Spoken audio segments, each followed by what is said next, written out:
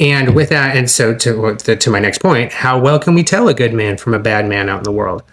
And those are going to be some of the things. Accountability is one. Do they conduct themselves honorably and respectfully? Do they treat people with respect and honor? Are they patient? Are they coachable? Can they make adjustments? Can they change their point of view? Can they listen like a man? When they take action, are they constructive or destructive? When they take action, do they collaborate with other people, or do they try to just do it all themselves and don't listen to anyone? Every single one of these is an important factor, and you can tell.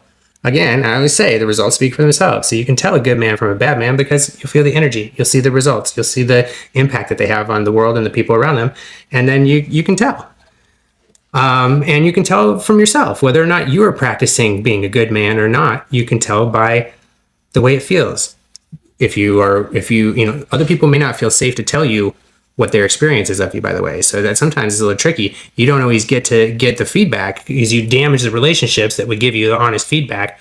So sometimes you end up with blind spots. You do have room to grow. You're maybe not being a good man like you want to be, but you wouldn't know it because, let's say maybe you've got a partner or a child or something like that who can't hold you accountable because of power dynamics. So they don't feel safe to really tell you how they feel.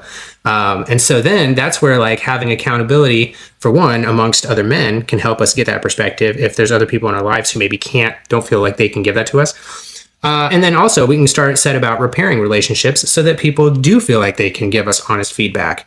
And then we learn to take that and we have accountability and coachability. And now we can repair these relationships. So if we want to be good men, now we have a path to be able to do it. And I think that thinking about these things like that is a big part of how we get there.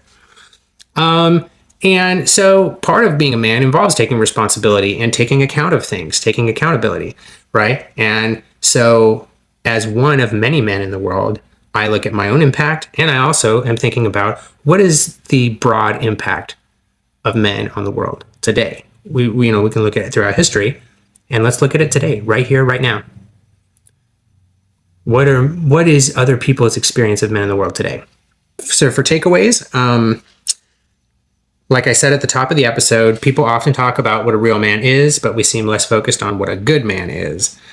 Shifting our focus to the latter, to what trying to say let's be less concerned with what a real man is. Oh, he's a real man. Oh, they're a real man.